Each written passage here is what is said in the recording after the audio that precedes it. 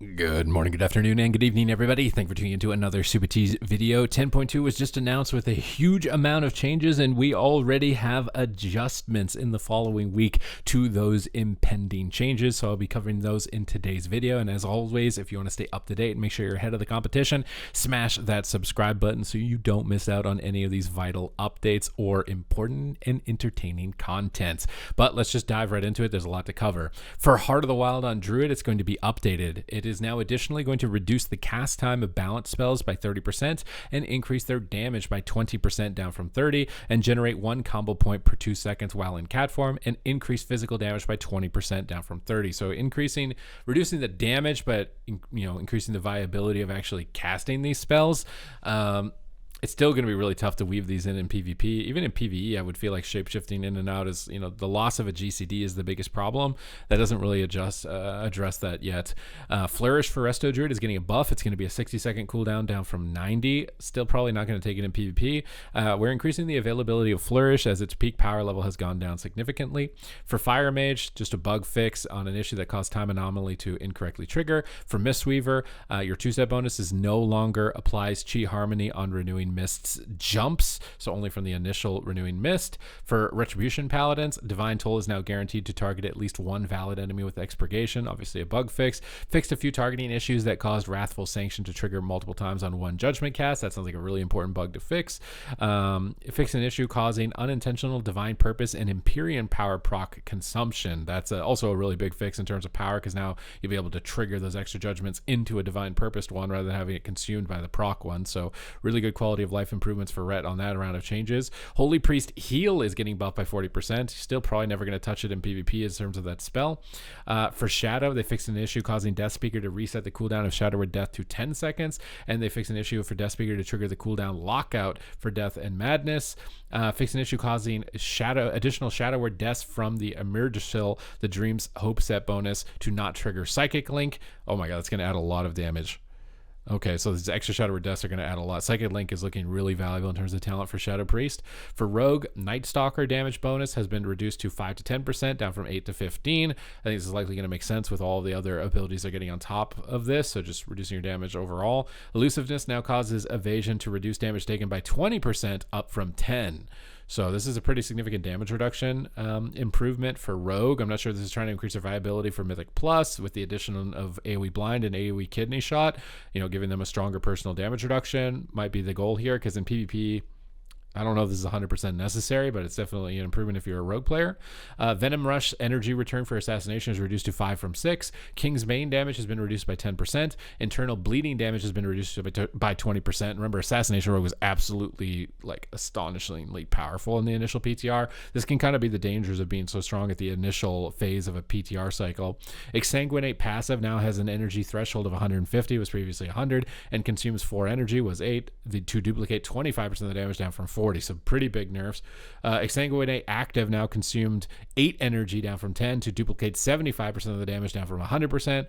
And elaborate planning has just been flat out removed, so you're not going to amplify your damage after spending combo points. So big nerfs for Assassination Rogue in this update. Mark for Death for Outlaw no longer benefits from the cooldown reduction effect of Restless Blades. That would have been really, I didn't expect that one to slip through there. So you were getting a Mark for Death off cooldown and just resetting your combo points really fast, I would guess, but you're not going to be able to do that. Subtlety, Secret Technique, Shadow Clone attacks no longer double dip from the bonuses of Deeper Daggers, Veiled Touch, or Dark Brew, so it's likely leading to why their damage was so high. Gorma's Bite is just going to be doing 20% more damage, though, and Shuriken Storm's energy cost has been increased to 45, up from 40. Gorma's Bite now correctly consumes the Cold Blood buff, which was likely a bug with the Honor talent, or I guess it's a baseline talent now, getting a double crit because it wasn't consuming it. So some bug fixes, some nerfs to Rogue overall, it would seem. For Restoration Shaman, Riptide is getting a 30% healing increase, and Unleashed Life is getting a 40% healing increase. That is massive for Restoration Shaman. I know a lot of Resto Shamans right now that are in pain trying to play the game, so this is a nice buff for them. For Demonology, Imp Gang Boss has been redesigned. Summoning a Wild Imp has a 15 to 30% chance to summon an Imp Gang Boss instead. An Imp Gang Boss deals 50% additional damage, and implosions from the Imp Gang Boss deal 50% increased damage. Now, I'd really like to see Implosion actually make some of whatever return turn. I thought it was really fun in Legion, trying to get all these imps out and just send in this massive explosion of damage and sacrifice the sustain at any moment with them. Implosion gameplay was really cool for Demonology, and it hasn't really existed. So maybe this will bring that back. I'm not sure.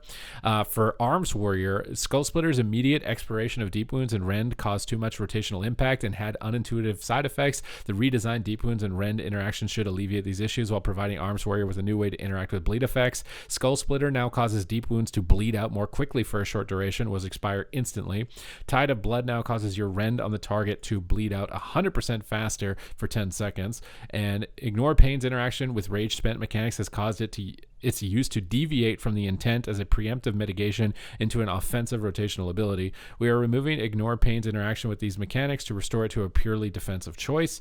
Rage Spent on Ignore Pain no longer contributes to Anger Management, Tactician, and Test of Might, which is a pretty big nerf in terms of your overall cooldown reduction. But with the honor talents you're getting in the video I'll have linked at the end of this one, Warrior's probably still looking to be a real powerhouse. Now, PvP specifically, they are bringing in a new PvP talent, Call of the Elder Druid. When you shift into combat shapeshift form, you gain Heart of the Wild for 15 seconds once every minute. The dangers with this are when you're playing, like, let's say Balance Affinity, and you shapeshift into Cat because you just want to sprint, or you've used sprint, you go into Cat and activates Heart of the Wild, and you wanted to use it on Moonkin. So unless they can make this talent, directly targeting the specific shapeshift form, which I have no idea how you would even do that, unless you had like an improved Moonkin form or something, it'll just accidentally proc by you accidentally going into bear form to take tank damage.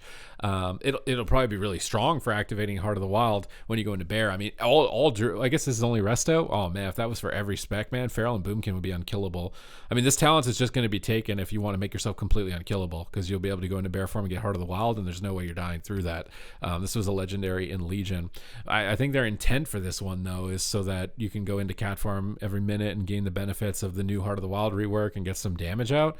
I still don't see you having the time to do it. They didn't do anything about lowering the number of GCDs that it requires to do all of this. I don't see this being taken other than just going into bear form to not die. Which you probably don't even really need anyway, so it's a bit unfortunate, because it seems like this is them trying to do their best to make the damage dealing of Resto Druid more fun and engaging in PvP, but I just don't think it's going to hit the mark. It's too global cooldown intensive, it's too risky, you compromise your positioning too much outside of 2v2. In 2v2, this thing's probably going to be really broken. You're probably going to play this like all the time in 2v2, but in 3v3 I don't see it working out.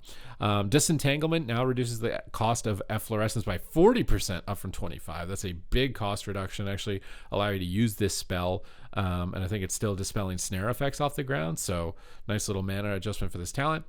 Heal for Holy Priest is no longer increased by 57% PvP, likely because of the 40% increase above, but I still don't, I mean, you use heal very sparingly. I don't think it's going to really ultimately matter. For Rogue, Superior Mixture is now 50% effective in PvP combat. Sudden Demise, this is the really powerful one, now has a health threshold of 10%. And bleed damage requirement of 250% remaining health, up from 200% base amount in PvP combat. That's targeting that passive execute that we were seeing. So a lot of nerfs targeting Rogue in this round of changes. Some bug fixes, quality of life improvements, big buffs to Resto Shaman and Resto Druid, it would seem here. Hopefully they can get this Heart of the Wild gameplay and shapeshift offensive play for Resto Druid nailed down, but I don't think with this round of changes addressing it that it's going to really hit the mark, unfortunately. But we'll see on the next round, because it seems like we're getting some pretty consistent updates now with the next major patch incoming, so you definitely don't want to miss out on how this all unravels into the future if you're taking a break right now. These types of updates can be a really good way to chime in on whether or not you'll be interested in checking the game out. So other than that, thank you very much for watching, and I will see you in the next video.